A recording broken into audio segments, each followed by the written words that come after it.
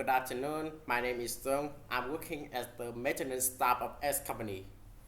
After operating time, the milling machine has some issues about it working.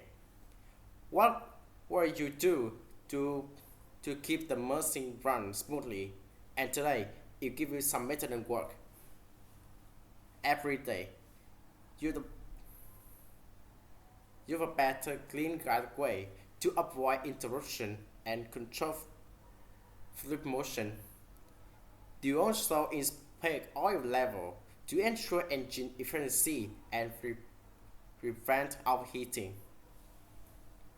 Every week, machine should be cleaned thoroughly to remove dust and dust that may that may cause the machine clogged.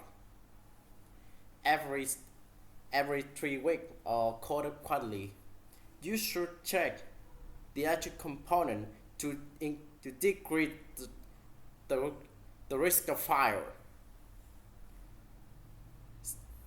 You should renew oil semi-annually to ensure smooth operation and and annually.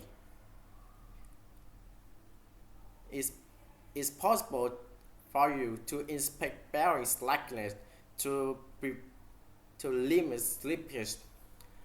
Milling machine is one of the most essential equipment in mechanical engineering.